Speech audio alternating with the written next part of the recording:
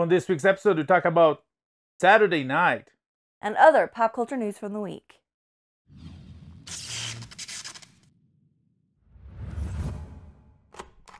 Live from...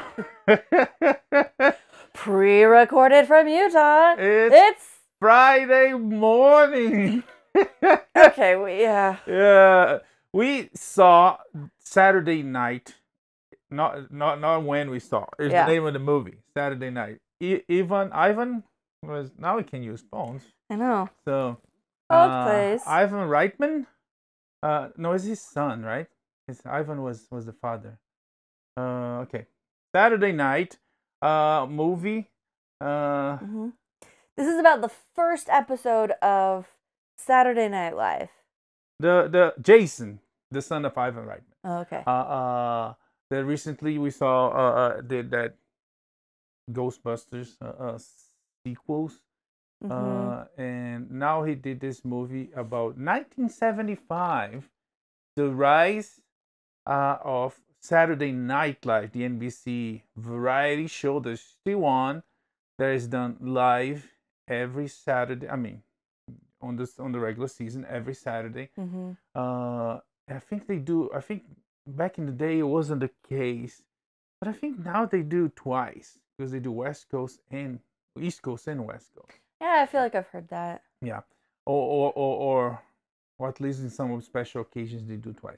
But anyways, so the movie is about Lorne Michaels and his troupe of crazy comedians.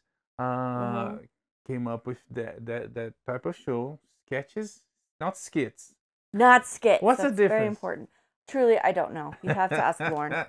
Okay, sketches, funny sketches, ads, films, and even back in the day, in the original one, puppets. Oh, and then stand-up. No, not puppets.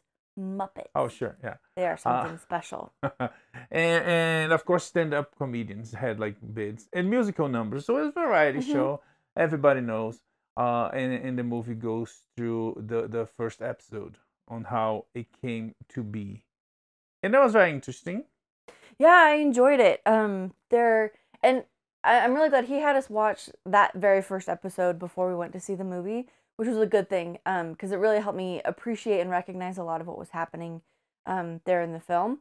The way it was shot, it's not actually like a long shot, but it kind of feels like that. Many long shots, yeah. Yeah, there are a lot of long shots. Not one, but many long shots. And it does. Sorry, it does follow what happens on SNL, on Saturday Night Live every week.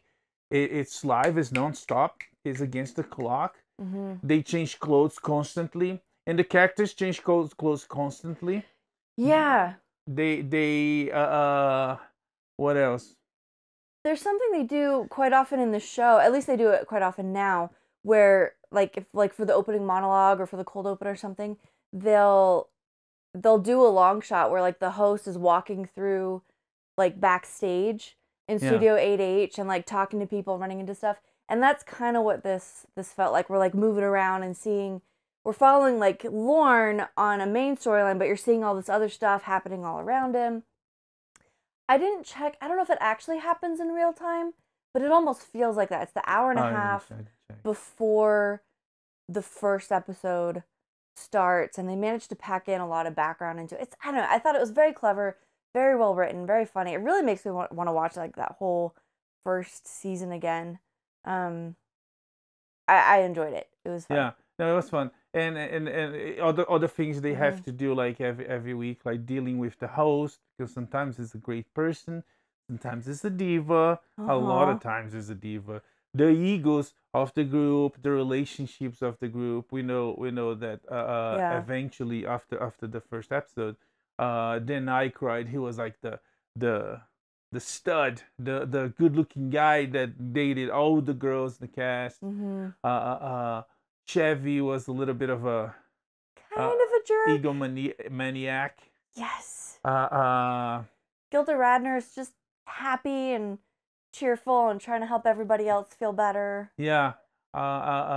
Jane Curtin was with the pretty girls, but she seems to be a bit older than the other girls, so she has a little bit of more experience and brain. Yeah. Uh, John Belushi is that one. Everything with John Belushi just makes me so sad. and he really did a terrific job casting.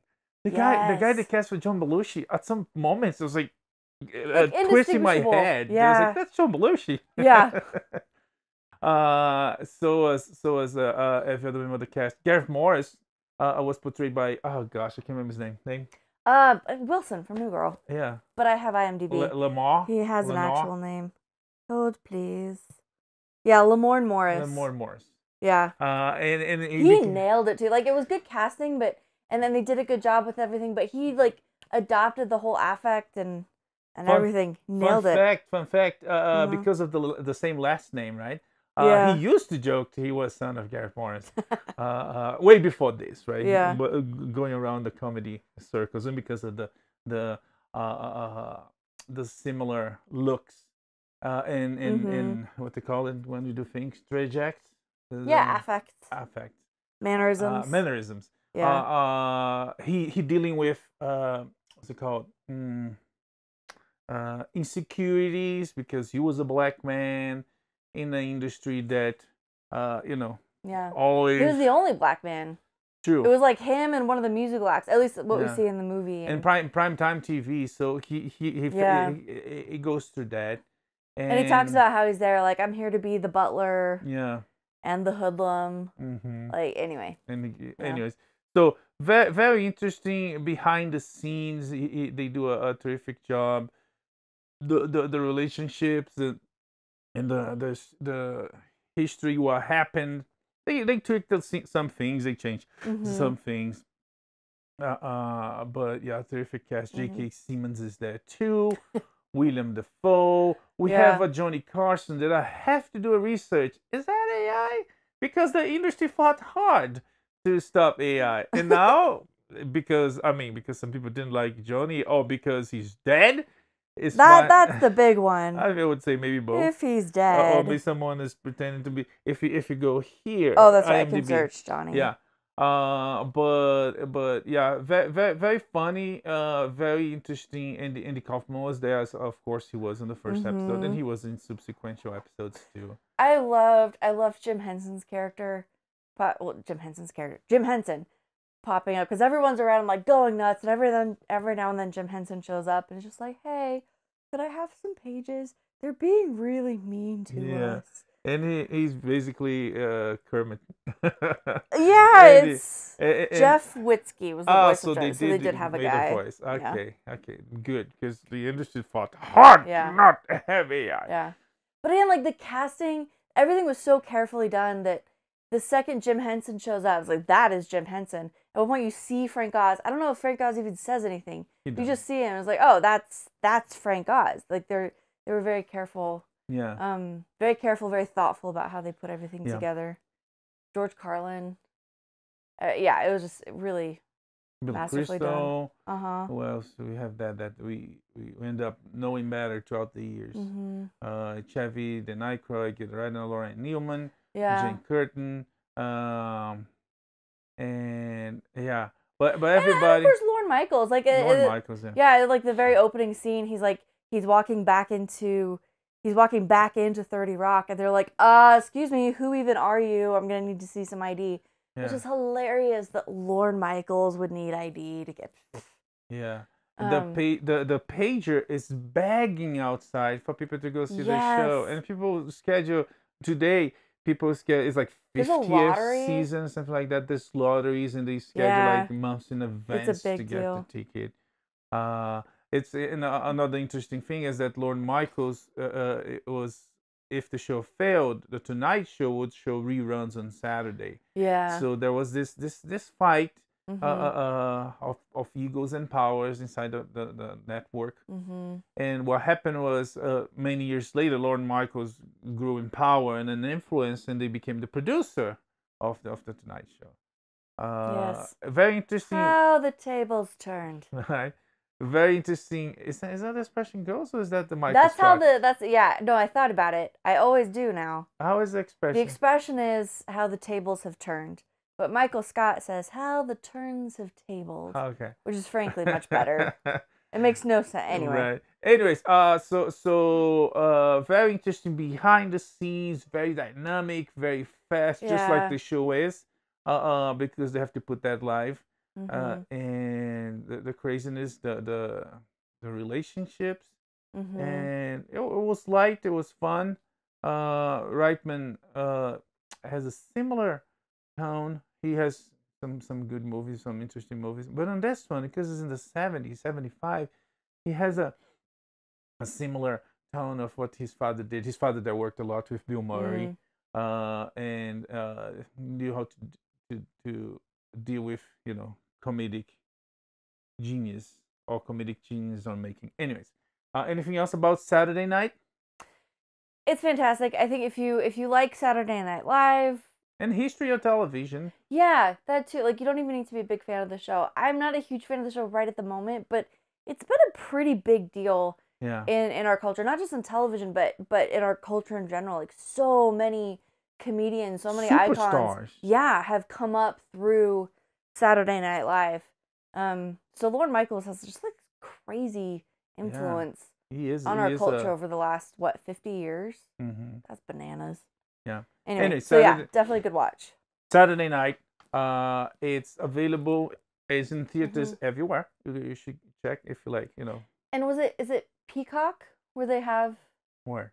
Saturday Night Live, like the NBC. actual show? NBC. Oh yeah, it's on Peacock. You have all the seasons of Saturday Night. Yeah, so I would definitely do what we did and go to Peacock, watch season 1, episode 1 before you go see this if you haven't seen it before. Yeah. Because you'll have a much better understanding of what's going on. And or not understanding, appreciation Yeah. of what's going On that on. note, there's a show called Studio 60 by Aaron Sorkin that does that. Hmm. But it's not Saturday Night. It's a fictional show with fictional characters. He basically split Lorne Michaels in two characters, which I thought was very interesting. Hmm. Is Matthew Perry and gosh, I can't remember his name. He's gonna come up to my mind in a second. But he was on the black people that get to the deep. What's it called? Oh, wait. What? Get Out. Oh, he was Oh, Get Out, yeah. but he was mostly known for West Wing. He was the writer that has a thing with the secretary. What's his name? Oh gosh, can't remember. Oh, Anyways, yeah, I know who you're they talking split about. them too. Lord Michaels in those Mm-hmm. two, and there's other things that they explore, but behind you know how Aaron Sorkin does. He grabs a little bit of reality, a little bit of fiction, Mm-hmm. put that together. On this one, if anything is one of his best, even though it was canceled prematurely, is one of his best because he moves away from all the crappy politics he does on everything else. Mm. He does, but movies, even the movies, he does a better job. But talking about TV shows, and of course there's drugs and sex and rock and roll, which the movie touches to in a very very en passant way, very quick way. But it touches that Mm-hmm. because it was the 70s. It was comedians and TV people and Yeah. artists, so it gets crazy. But it's fun. It's what's the rating? For Saturday night? Yeah. Hmm. At one point, I was looking this stuff up beforehand. I need to do that again. It is PG-13. R. R. Okay. Yeah. Yeah, There's a lot of F bombs that's true. and quite a bit of like Blasphemies. innuendo. Not so much innuendo. Anyways, Saturday Night available everywhere, theaters everywhere. Okay. We also, because it is spooky season, we dove into the Smile franchise this The week. Smile universe. Yeah. Smileverse. Aw. The S. Not everything has to be. That's probably a That bad doesn't movie sound out right. there.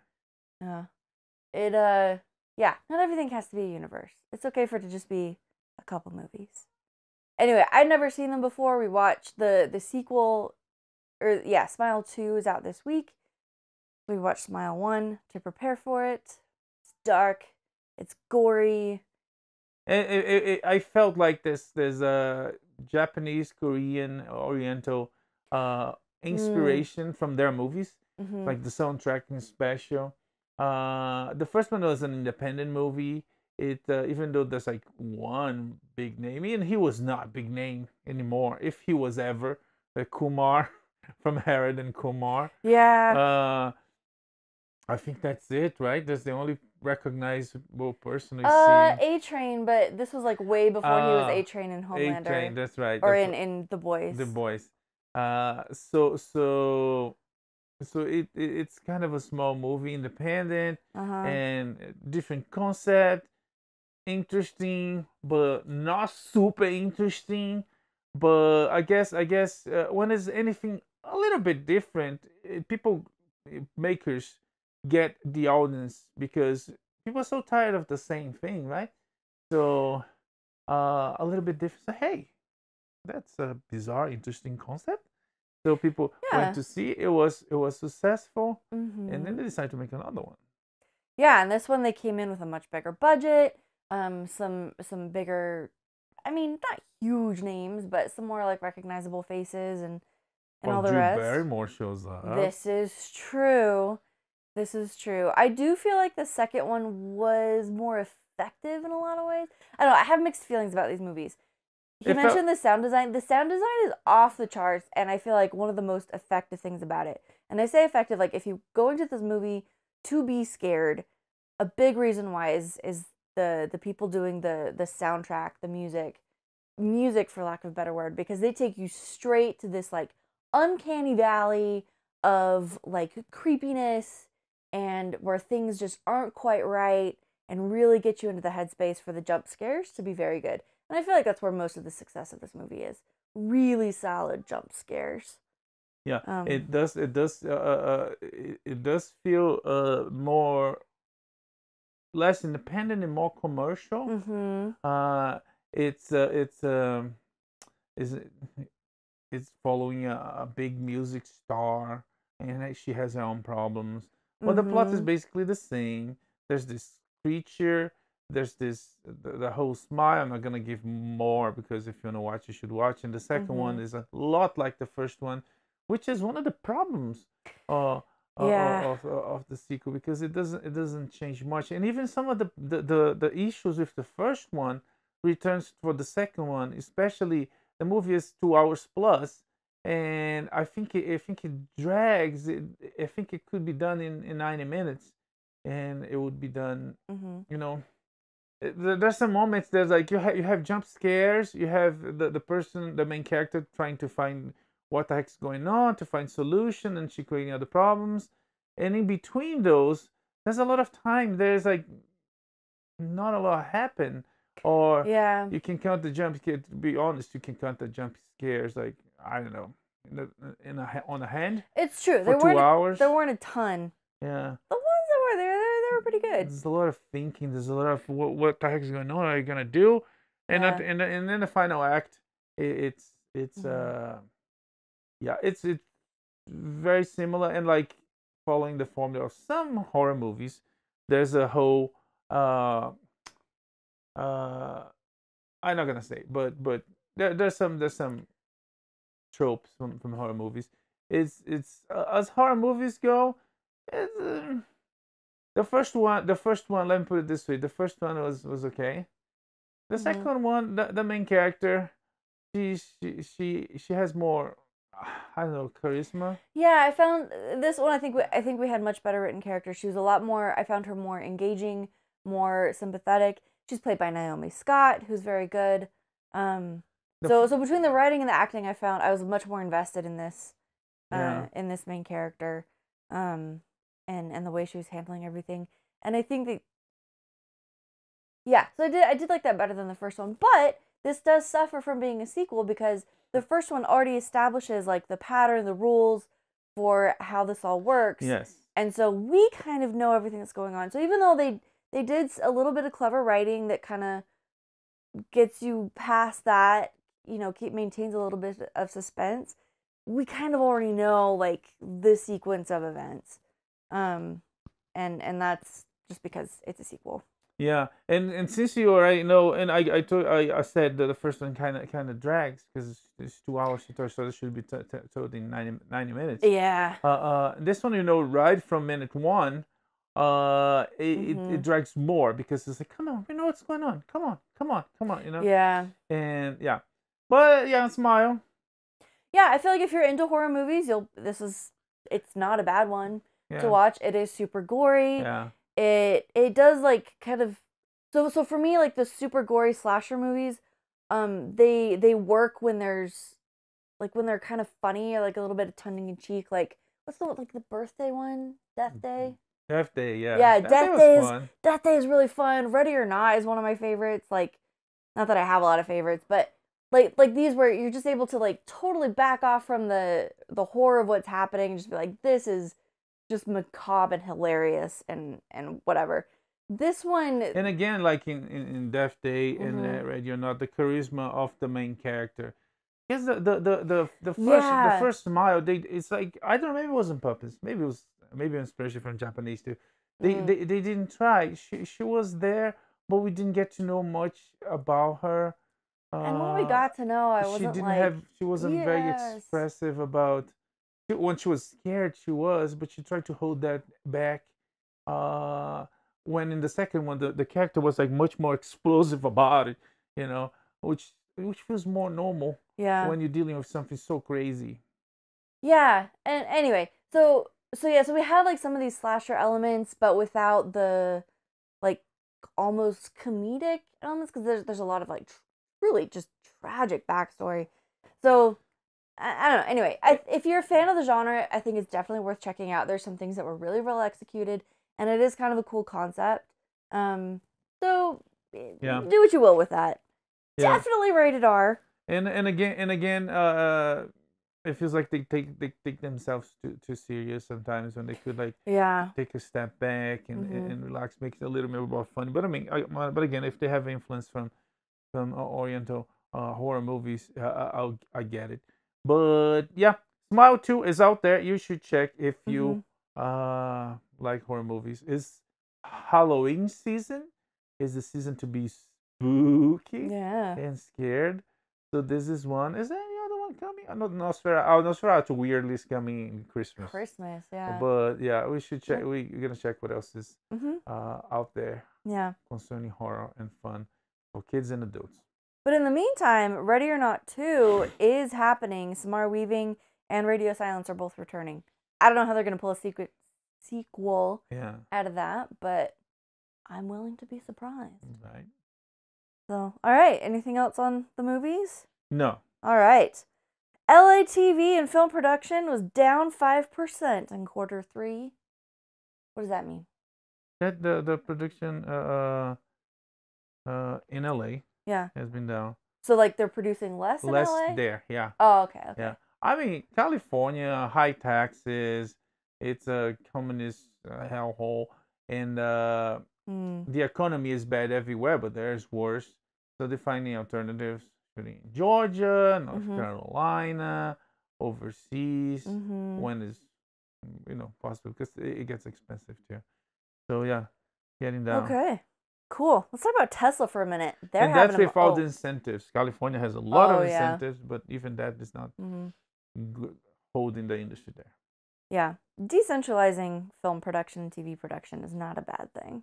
I'm really okay with that. Not only where it is made, or how it's made, but the topics, genres, and like Mel Gibson is doing, Mark Wahlberg is doing as well.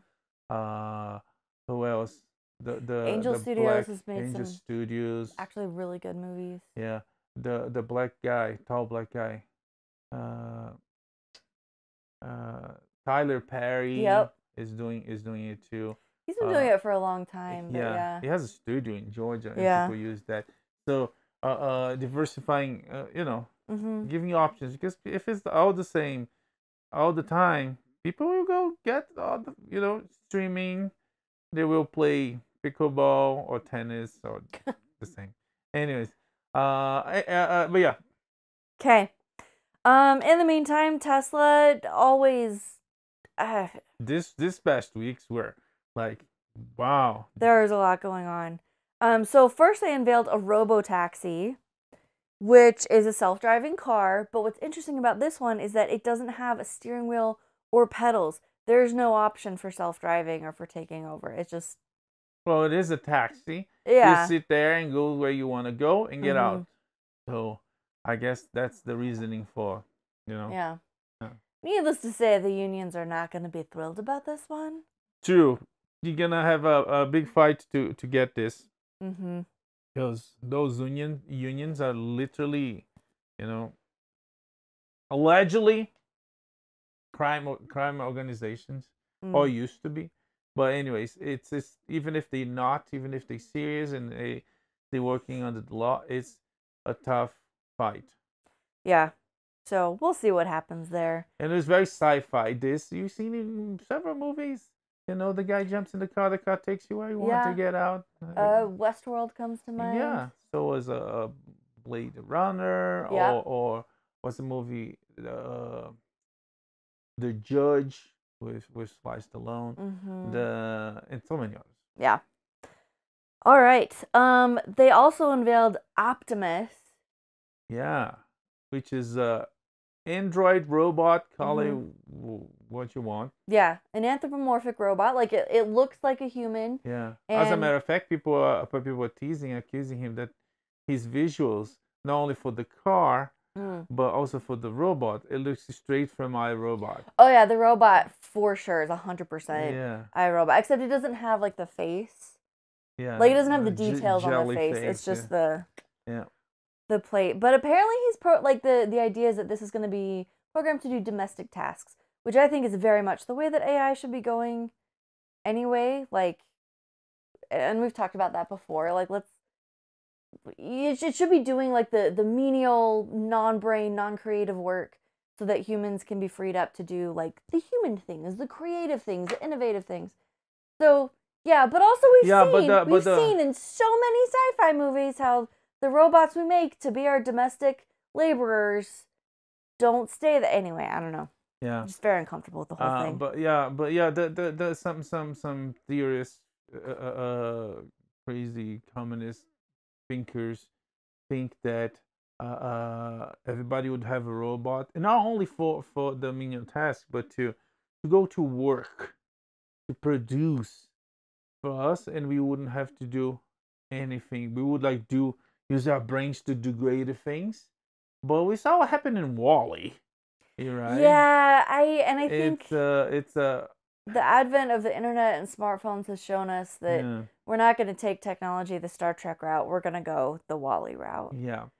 So, but Optimus is coming. I think he said it's $30,000, which he said, and it is true. It's cheaper than a car, and you can have a home too. I think it's would be very useful and very helpful for a lot of people that have a hard time, have difficult times by doing simple things because of health and age, right? Sure. I could see that. It can, it's like a person that cannot needs help to shower, simple thing, but people that are too old or too sick need help to shower. Yeah. If you have an arm, a robot that can give you a hand with that, that person would be independent to live alone, which a lot of people want, but age and sickness might stop them from that. So I see a very good use for that. And of course, rich people buy that too. So, oh, bring me my martini or bring me my coffee. Anyways, we'll see. Optimus by Tesla technology by Elon Musk. What a nerd. Kicking out of the gate this week. And the last one, but not the least, this incredible development for space exploration. Yeah, this one's cool. They're calling it a chopstick maneuver. So they launch a rocket, and then the rocket comes back. And this alone is such a big deal. Like, getting to space is so expensive. Anything you can do to be able to reuse components, magic. Anyway, they caught the rocket with like a tower. Yeah, so what happens is when it goes to space, right, the boosters send the ship out of atmosphere, and it keeps going, and the booster falls down, and it always been like that. Yeah. And sometimes it crashes and it destroys. Sometimes they try to salvage and redo and do a new one.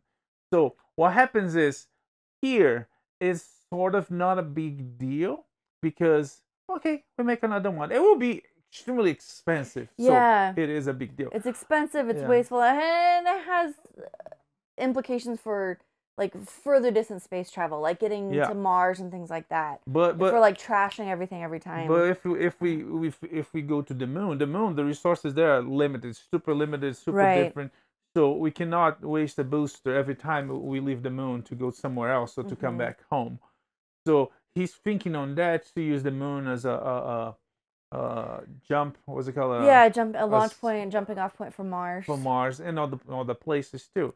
So they've been experimenting on getting these boosters back safely, and one of the problems is it's rockets, so it comes down so the rockets bring it back, but it's extremely difficult. But the impact on the ground, even with the rockets, it was damaging, was not working. They found a clever solution. They tried to do this. The Apollo engineers tried to do this, and they could not. And let's remember, the Apollo engineers are the people who got men to and from the moon without the use of like computers or anything else. These guys were geniuses. They were brilliant. They did use computers. Well, not good ones. Ultimate computer. Oh, right. Fair enough. Touche. But the point is, they could not solve this problem. So okay. Yeah. So they found this clever solution. So it comes down with rocket, like we saw in sci-fi, like theoretically they thought about it. But instead of hitting the ground, what they call that? Chopsticks. Chopsticks. Let's call it chopsticks. Hold the rocket in place, and it doesn't hit the ground. It's very ingenious. It's like bananas. And like the precision to pull this off. Like the precision of getting the rocket right there and then bringing in it's really exciting stuff to see. It's like very, very smart. It's like, and there's rockets that are like 5 times the size of Jupiter, right? You mean the Saturn V? Yeah, Saturn. Yeah. These rockets are huge. Much bigger, much potent, and much more complicated, much complex to deal with. And they did it. It was successful, beautiful images. It was like sunset or sunrise. I can't remember. Yeah. But it's like the scenario was beautiful too. And it's like a key element for space exploration, which Musk is highly invested and very successful because spectacular. And again, terrific week for these people. Yeah. This futurist, as he calls himself, and he's the future. It's kind of the type of futurist that he's making it happen now. You know, he sees the future and he's building it now. It's not like just thinking the future, some philosopher. Yeah, it's exciting. Say what you will about Elon Musk as a human being, but like, it's just so exciting to me. And this is my favorite thing about the space program and why it's always going to capture. It's just so exciting to me to see humans come up with these incredible solutions to literally out of this world problems. It's just so incredible to see it happening. So if he's going to be disgustingly rich, I'm glad he's using his absurd dragon hordes of gold to pay for cool stuff like this. Oh, yeah. All right. Let's come back to Earth with some more mundane things. Steam is now warning customers that they're not actually buying a game when they buy a game. They're just buying a license. I think it was Christopher Nolan that not long ago said, it's like, buy physical and buy digital, because digital you own nothing. And now the industry is saying you own nothing. You have you just can use it, can access, but it doesn't belong to you. So buy physical because the industry will push for this, not having property of what you buy, in this case games, which is creating like all sorts of memes and commotions among the industry, among fans. That someone posted a meme that's like, and this is how it started the Great Pirate Wars. No kidding. Yeah. No kidding. At least they're being honest about it now, but it's still not great. Yeah. Assassin's Creed Shadows released this like figure, this statue. Proved to be quite controversial. True Funko Pop, yeah. Oh, okay. Proved to be fairly controversial among Japanese fans, and so they removed it from sale. The Ubisoft, the makers of the game, have been involved in a lot of controversies with the Black Samurai. They put an Assassin's Creed game, and they. Who, to be clear, was a real person. Like, it is a real thing that happened. Yeah. And yeah, but understandably, Japanese fans are a little bit miffed. And they to cover up for they change Wikipedia, right? Mm. To say that he was a samurai, he wasn't. So they went to this whole controversy. They recalled the game. And who knows what's gonna happen? Maybe they're gonna erase the character completely, but and leave the Japanese character, the other Japanese character, as the main character. But anyways, so they involved in this controversy, and now involved in a different controversy with this piece of Funko. It's the two characters, the Yasuke and the so-called black samurai and the Japanese character. But the Japanese character is on the top of what's it called, the portal. Oh gosh, it's a gate. The gate. And I can't remember the Japanese word for it. But if you saw it, you would know exactly what we're talking about. Like it's like 2 columns and then sort of a cross beam that curves up at the ends. Except this one, it's only half of the gate. Destroyed. Which to me doesn't register anything. But that icon, this half of a gate that's still standing, is one of the most iconic images from the Hiroshima bombings. Yes. Bombing. You know, the one was Hiroshima, the other was Nagasaki. Yeah. So that's the controversy, and that's and they recalling it. Yeah. But it's like for the so-called so uber sensitive, they walk miles to create that kind of problem, on the sake of diversity and inclusivity. Anyways, moving on. Not going well. Okay, let's look at Disney and Marvel Marvel really for a second. Agatha, all along, the ratings are not great. Yes, they've been lower than the Acolyte that was canceled. Because of ratings, because of quality. They spent like 200 million, I think. Yeesh. And the show was we didn't see yet. I'm not in a hurry. No, it seems like people who are watching it are enjoying it. I haven't heard a lot of hate about it. Wow. But I haven't heard a lot about it, period. Yeah, no, it had like what, 3% on Rotten Tomatoes or something like that. Oh dear. Yeah, it was 13%. Yeah. Either way, these are not good numbers. And Disney, it's like damage control. They do very discreet. Willow, the series for Disney Plus. They took it out of the streaming platform. It was so bad. Returning to our earlier point from Mr. Nolan, buy physical if you care about. Oh, but nobody would buy that. So. No, but like it is just a reminder. Just a reminder that like if they have the control. streamer doesn't like it, it can just disappear or change. So if you really care about something, you need to buy a physical copy. Oh yeah, and they edit this however they want. If the politics of the day, they say, oh, this is offensive, they will erase an episode or a piece of an episode or a whole season or a whole show. Yeah. So if you like it, buy it. It's yours. You do whatever you want. Yeah. But anyway, so Agatha is doing really poorly in writing and themes, but especially in ratings. Yep. In the meantime, Captain America: Brave New World is not reportedly rumored to not be doing great in the test screenings. Yeah. So also, not a surprise. I thought it was way too quick to move to a new Captain America. But again, the way they ended Endgame is, what would you do? Yeah. Right? I mean, I guess you could bring him back as a different character. Okay. Who? Well, RDJ is coming back as Doom. Oh, I see. Yeah, but I mean, Captain. I mean, if anything, was way too soon to let's put in quotes, kill Captain America. He should stay. A little bit longer. Sure. Don't retire after 6, 7 movies, something like that. But anyways, other controversy on the set of Brave New World. That's this character named Sabra, an Israeli super soldier, was cut from the movie.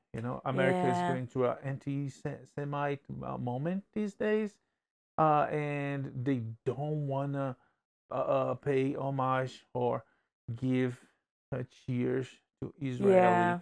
So the studio's cowarding from taking a side or taking the right side and not gonna put the character there. Yeah. But hey, fear not, friends, because Tom Holland has read the Spider-Man 4 script. And it's funny how So the entertainment media is portraying this, because his entire quote says in the beginning, "Oh, I read it is I caught myself bouncing around the apartment while I was reading it, but it needs work." So half of the entertainment media says Tom Holland read the script and it says it needs work. Half of the other half of the entertainment media says Tom Holland read the script and said he was bouncing around the house. So it's like excitement and fear, or being objective and being subjective. It's yeah. like, but yeah, he read it, and again he was bounced because Spider-Man, but he said it needs work. Yeah. So how much work? Not clear.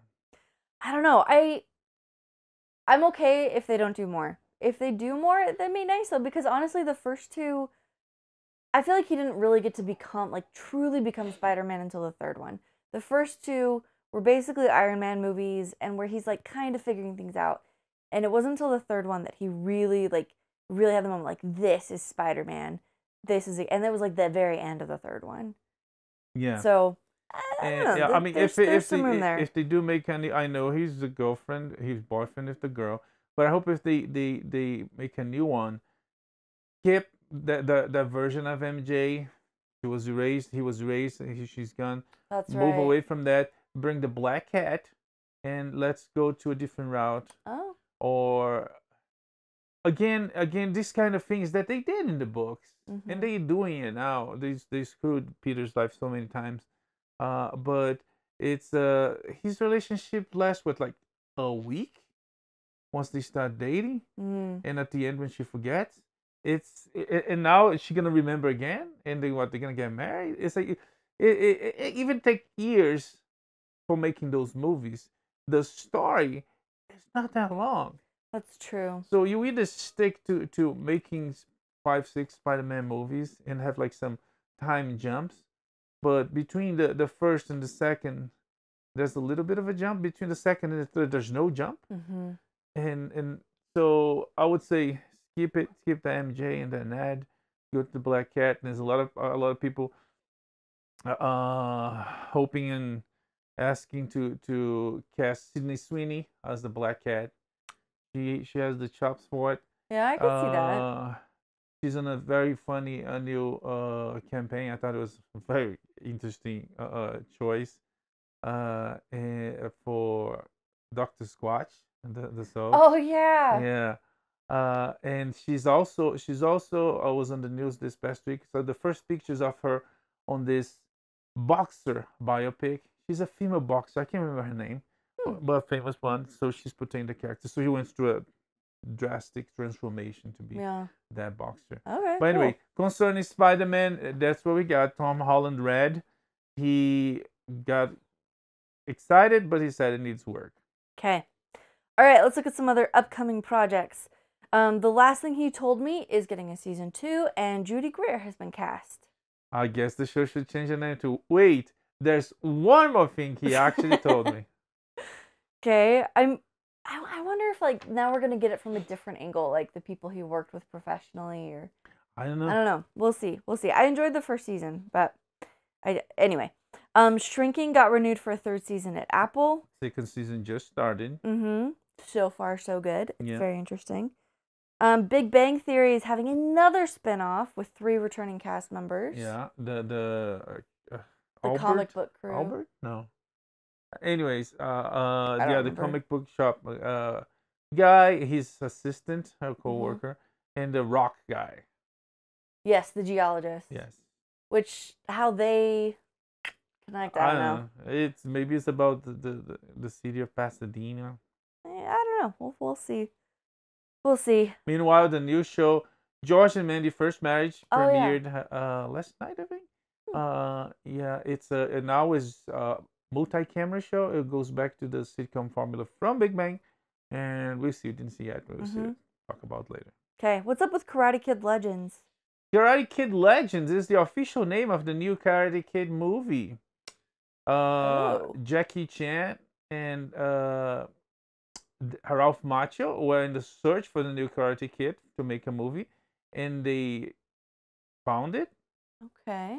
They didn't tell me, or maybe they didn't find it. But the name will be Karate Kid Legends. And it will be Ralph Macchio and Jackie Chan. And the new Karate Kid. And then, okay, very interesting. Mattel, Sony, and Escape Artists are working on a live-action Viewmaster movie. That's right, the red Viewmaster you put in the disc and point it at the light, and then like, it's more like a ka-chunk. Anyway. Yes. That toy is getting a movie. Yeah, so, well, I mean, Minecraft's getting a movie, so yeah, we'll see. Yeah, that is the whole point of the Viewmaster. With good writing, you know, it's like Jumanji. Jumanji, it's a board game. They made a very fun, very entertaining movie. Well, fun fact, Jumanji wasn't actually a board game. Oh. First, it was a book by Chris Van Allsburg, the writer of Polar Express. Also, what was the book about? It's a storybook about a board game where like they play the board game and everything goes crazy. No. The board game only exists in the story. Yeah, that's what I'm saying. Oh, I guess so. But the premise is about a board game. I'm not saying it was a game before, but it's like with simple elements, simple things, you can make a good story. This is true. So with good writing, the what's it called? Viewmaster. Viewmaster. Viewmaster. Yeah. Did those make it to Brazil? Oh yeah. Oh, okay. In some ways, in yeah. I thought they were the coolest, but my parents never got me one. But that's okay. My cool friends had them. But a whole movie. We shall see. Okay, Babylon Bee is releasing a mockumentary called The Most Deadliest Day. Yeah, about January 6th. I do want to watch that. We're going to watch and you come back with more details. Babylon Bee does a terrific job. They're very funny. They're suing the state of California because California is passing laws against parodies. And against because it's too close to reality that people will not know what's reality, what's fake. It's like treating people like Orwellian, idiots. I tell you. Yeah, treating people like idiots, suppressing their freedoms. Well, yeah, it's compromising First Amendment rights under the guise of protecting society. Yeah. So, but they fighting it, and I hope they win because they not only they have the right, and they're funny. Right. Okay, according to several reports, the writers of Happy Gilmore 2 are, and this will surprise nobody, sick of woke trash. This movie will likely offend liberals, which is a good thing. Yeah. It's funny. It's funny because how things inverted back in the day. Comedy was in this task of offending. It should offend the status quo. I mean, it doesn't have to offend the status quo. It should offend everybody. But like, yeah. But now it's the left liberals are so radical that they are the targets of something that they've been doing it for a long time. Yeah, the illiberalism of the left. And Gilmore, Happy Gilmore, what's his bucket? Adam Sandler it's really funny. He does really good job with funny movies. And he's not funny movies too. Like there's one that he's a lizard. If you didn't see. You should see that one. But yeah, we'll see what they cooking. He's back. Julie Bowen is back. What's the bucket? Gavin Mc. Oh god, what's the name of the character? Gavin. I don't remember. Oh gosh, the antagonist of the movie is coming back, and we'll see what they come up with soon. Okay. In the meantime, Guy Ritchie is cooking up another gangster TV series. Tom Hardy, Pierce Brosnan, Shooter McGavin. Oh. Yeah. Oh yeah, that guy. Okay. Yeah. Anywho, Tom Hardy, Pierce Brosnan, and Helen Mirren are teaming up with Guy Ritchie for a whole gangster TV series. The Gentleman was so good. I'm very happy about this. Wow, it's Guy Ritchie with these people? Yeah. Oh, wow. Okay. So the premise is we got this guy Harry. He's a fixer, and there's rumors that the thought is that Brosnan and Mirren are like the head of this crime family. We'll see what actually happens. But Guy Ritchie hasn't missed yet, and this cast is pretty stellar. So I very much look forward to that. What's happening over the Ballerina? So the Ballerina is going through significant changes. after poor early cuts. Mm-hmm. The director of John Wick, Chad Stahelski, is taking over. He's doing like a Thanos, but in a good way. He's like, I'll do it myself, Yeah. and he's fixing it. And some people are calling the movie the John Wick 3.5. So it's between 3 and 4. Mm-hmm. Mm-hmm. Mm-hmm. And Keanu Reeves, Ana de Armas. There's like two reasons alone, two reasons for you to see the movie, plus Yeah. all the many reasons that the John Wick franchise brings. So we'll see Mm-hmm. soon. Okay, if you're fabulously wealthy, you may have participated in the Game of Thrones auction, which raked in an absurd I mean, amount no, of you money. don't have to be fabulously wealthy. I mean, Oh, to I participate? No. I participate. I didn't buy anything, but yeah. Yeah, so it turns out the Iron Throne can just be bought for a mere $1.49 million. You just buy it. You don't have to go through the whole rigmarole of, destroying Westeros. But anyway, some lucky fan. Well, someone needs a big room This to is put that true. Iron Throne. Well, anyway, if they had a $1.5 million to spend on an Iron Throne, I assume they have a room big enough for it. The full auction pulled in $21 million for different Game of Thrones props and memorabilia and all that good stuff. Yeah. So, lucky, wealthy people. And last but not least, thanks to the wonders of ground penetrating radar. Oh, thanks to the wonders of ground penetrating radar, a tomb was discovered under the treasury at Petra, which you may know is the location for. This is the city carved in stone in Jordan. This was a setting for the last act of Indiana Jones and the Last Crusade, where they find the knight protecting the Grail and all that good stuff. In this tomb, no fewer than 12 skeletons untouched. But what is so special about this? One of the skeletons was holding a chalice. Wait, the chalice that Indy dropped at the end of the movie? Right. But not just any chalice. This chalice looks almost identical to the Grail. It's so cool. It makes my heart very happy. It's the coincidence. I think it is a coincidence. It looks cool, but the fact that the tomb is under, right? And Andy dropped the chalice He under. did. It's like Does one of the Skeletors Skeletons. You were right the first time. Yeah, Skeletor's He-Man. Yeah. Does one of the skeletons have like remains of blonde hair and blushy blonde hair? Blush, is that word? Blushy? No, I don't know what you're going for there. Blushy, Curly, blush hair? No, not blush hair is not a thing. Lush hair. Yeah. Long blonde lush hair. Because she fell too. Actually, these skeletons are said to be about 2,000 years old. So the odds are more that Elsa, this would be right? Yes, Dr. Elsa Schneider. Last Crusade is a perfect movie. I have 0 notes. I love it so much. Yeah. Even without the rest of the Indiana Jones franchise, like that movie stands alone as an incredible. Anyway, it's so good. So yeah, just the idea that there are 2,000-year-old skeletons. Basically, the point is this chalice dates to the 1st century AD. It could be the Grail. It could be the Grail. It looks like the Grail. It's where the Grail was supposed to be in the Steven Spielberg movie. So I'm just saying. Yeah. Meanwhile, the Indiana Jones movies suck.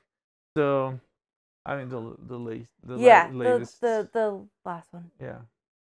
Anyways, so we'll just stick with Holy Grail. That's the perfect movie. I think that's it for this week, right? We come back next week with more pop culture news entertainment. Mm-hmm. What are we seeing next week? Oh, you know? Let me see what we see. Get a little teaser. Venom. No, Venom is the week after. Nothing scheduled yet. Oh, we're gonna okay. See. But we're watching like Shrinking. We're watching 24. I know it's not new. We're watching. There's the Apple disclaimer, which is interesting. Yes, I'm enjoying that one so far. And there's the franchise. The franchise on HBO. Yeah. And there's the new Old Man is getting close to an end. Only Merge is getting close to an end. Frasier's out. Tulsa King is full force. Penguin is full force. And of course, this fall season, broadcast TV is coming with new shows. The Georgia Mandy First Marriage. There's a Papa's House, I think. I think it's called Papa's House, which it looks like a spin-off of The Neighborhood with the Wyans. There's Damon Wayans and his son Damon Wayans Jr. And some other things. Beverly Wendy Coven, is that what that? Wendy McClendon Covey. Yes, same. Yeah. She's coming up with a hospital comedy, workplace comedy too. It looks hysterical. It's like giving Children's Hospital energy, but in a broadcast TV format. So it's like maybe a little bit more accessible and palatable to more audiences. Yeah. It looks hysterical. Palatable? Wow. You say I'm saying that humor is not for everybody. It's a little much. Wow. Maybe. Yeah. Well, we the ones that are able to process a little much. Leave not a flex. Leave you today. But we come back next week with more pop culture news entertainment. May the force be with you. Live long and prosper. Bye. Bye.